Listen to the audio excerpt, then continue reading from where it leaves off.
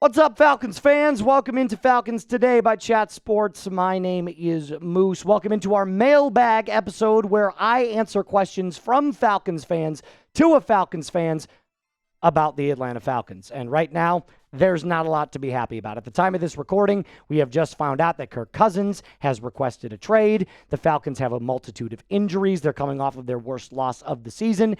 And regardless, and despite all of that, if you still want daily updates, if you want the honest truth, if you want nonstop full coverage of the Dirty Birds, real Falcons fans know what to do. They hit that subscribe button. Make sure you stay locked in 365 days a year.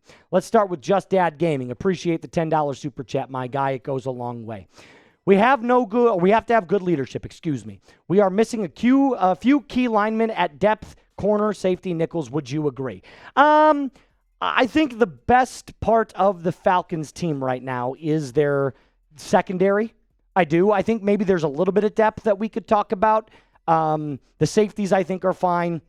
The cornerbacks are fine. Maybe one more corner. But right now, the biggest needs for the Falcons are a true nose tackle. Right? You need somebody that can stump the defensive line because right now you can't stop the run to save your life. We also need more pass catchers. We need more weapons. You got to get Michael Penix some help. Outside of Bijan Robinson and Drake London, it is very, very thin with Darnell Mooney's injury, and Kyle Pitts is so up and down this year, you never know which version of him you're going to get. Appreciate the question, my friend. Bama boy, get rid of the coaches. Hallelujah. Hallelujah. Yeah, I would get rid of them yesterday, actually. I would give them their pink slip. I would give them a Subway gift card, and I would say, go on over there and apply at Subway, where you can eat fresh all day. Archangel, Rich Decay has been a cancer. Fire him and Raheem Moron and take Zach robbing us with them. That's funny. I like the nicknames. Yeah, like I said, Rich McKay is an absolute buffoon. And he's the ultimate. When things go well, I want full credit. When things go poorly, I don't want to touch this organization with a 10-foot pole. I just think the whole organization from top to bottom needs a clean scrub. A clean scrub. Trey, I was optimistic about Raheem Morris, but he acts like a parent who would rather be a friend than provide guidance or structure to this team. SOS. I think he's more of a parent that's like, now, Billy, when we don't do something right, what do you think we should do? Instead, I want a parent that's going to say, hey, listen, it's my job to teach you, but if you don't do things right, I'm going to beat your ass, right? Like, if you misbehave, I'm coming for you. Like, you're not supposed to be a player's best friend. You're supposed to be the player's coach, a leader of men, meaning you can be really high on them when they're doing things right and be complimentary, but when they're doing things wrong, you've got to be a hard ass, period. Justin, God, he knows ball. Fire Zach, fire Raw. Why not go get the Washington coach that took Penix to the championship? Just a thought. Thank you. Thank you. Ryan frickin' Grubb, man. I will tell you all about this guy here just coming up in just a second. But I'm sure you're probably wondering at some point, who are the who are the head coaching candidates that the Falcons could explore when they fire Raheem Morris? Well, I've got some for you. We're going to go coach by coach. Brian Flores, the defensive coordinator for the Minnesota Vikings. I think he's a leader of men. I think he's ready for his next opportunity. The players in Minnesota love him. He's a defensive genius, and he could always hire a really smart and capable offensive coordinator to lead the offense.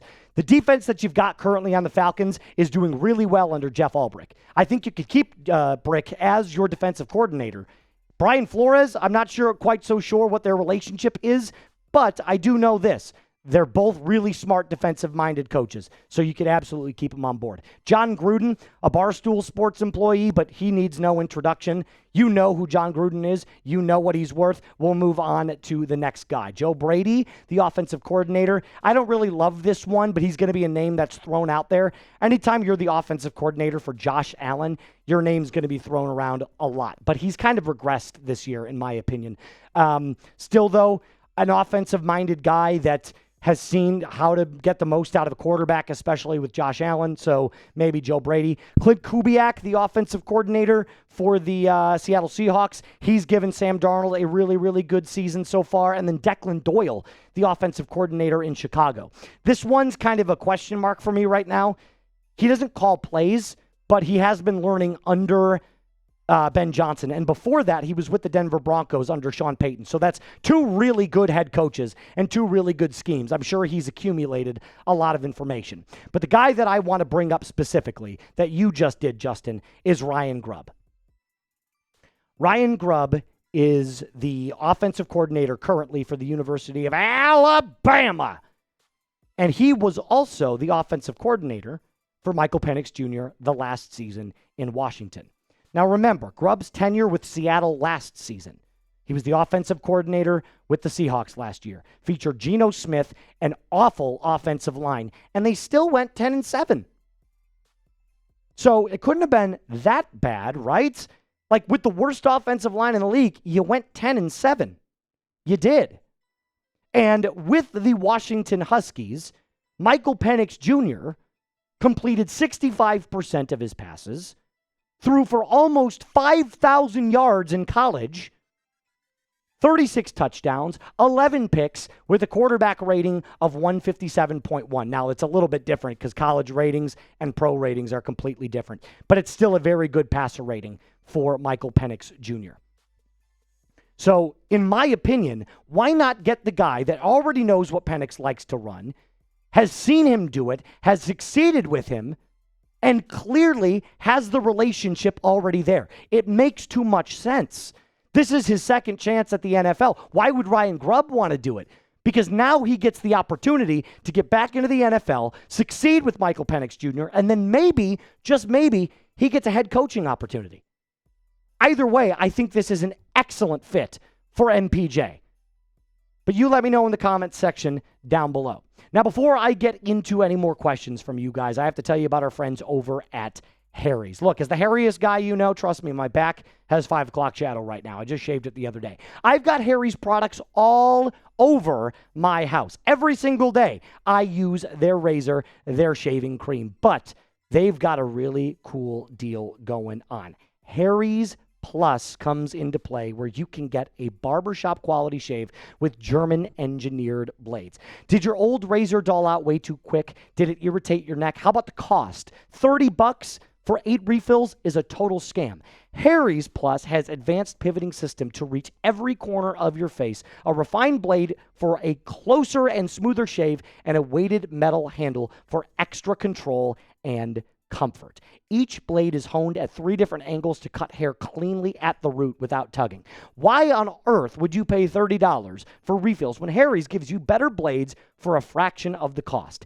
Harry's has launched their most advanced razor ever and is still cheaper than the Gillette Fusion 5. For a limited time, our listeners can get the Harry's Plus trial set for $10 at harrys.com/chats. This set includes the all-new Harry's Plus razor, 1 refined 5-blade cartridge, a 2-ounce foaming shave gel, and a travel cover to protect your blades on the go. Just head to harrys.com/chat to claim your offer, and after you purchase, they're going to say, hey, where'd you hear about us? Falcons Today is the place, and that guy Moose. Support our show and tell them we sent you. Pizza Souls. Should we start D. Alford over Mike Hughes when Billy comes back due to D outperforming Mike for 3 weeks straight? It's a possibility. I like the way you're thinking. Come back to me after this next week, because while I will give D. Alford credit, the last couple of games, D's played great. He has. I gave him an apology. I said, look, I was really harsh on you earlier in the year. You've definitely, played better. I think he deserves kudos for that. Mike Hughes hasn't played awful, but I completely agree with you. D has outperformed him for 3 weeks straight. So come back after this next week, and I'll let you know. Aiden, excuse me, sorry.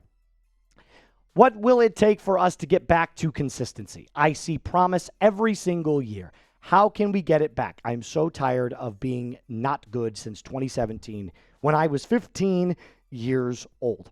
Aiden, it's a great question. I think it starts with a new coaching staff. I think it starts with coaches that understand scheme. I think it starts with someone that understands Michael Penix Jr. and understands Bijan. And I think you have to preach the right practice habits. And when things go wrong, it is your job as a coach to make the adjustments. And one of the things that I don't think Raheem Morris does, or Zach Robinson for that matter, is they both don't make adjustments. They want to run their exact same style of play every single week because they think, hey, if we saw success against one team, then clearly it can work every single week. That's not the case. It's the NFL. They're the best coaches, the best players in the league. You have to adjust game by game. Willie, is there anything to do to bolster the O-line? For the most part, I think the O-line has been good. The last 2 games they haven't. But for the most part, I think the offensive line is fine.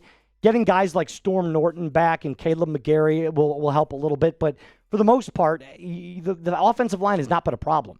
I mean, for the entirety of the year, it's been good up until the San Francisco 49ers game. And then, we've seen a little bit of a regression there, but the entire team has regressed. So how much of that is the offensive line is starting to get worse versus is it just the team getting worse? Razez, I think we might be able to pick up Calvin Ridley because they're rebuilding and Ridley has injury concerns, and I could see him getting in for a late mid-round draft pick. Do you want to buy, though, at this point? We already don't have any draft picks this year. We've got 5. We don't have a first-round pick. So getting Calvin Ridley would cost another draft pick. Now, maybe could you give away a 2027 draft pick? Sure, but I highly doubt that the Tennessee Titans are thinking about 2027. They're thinking about 2026. So at this point, I don't know that you want to be buyers. You might want to just sell. Sell and try to get more draft picks. Last question, Poison Ivy. With Albrecht being an interim last year for the Jets and how that went, do you think he could do a better job here? I think it could provide a spark. The Falcons' defensive players love playing for Jeff Albrecht because he is a leader of men. He does have a good connection. He is better at the mic than Raheem and Zach Robinson. But I don't know if he's head coach material. So could he be an interim for the entirety of the year? Sure. I don't know how many wins that would buy you. Maybe a couple more. But let's be completely honest. It's probably not,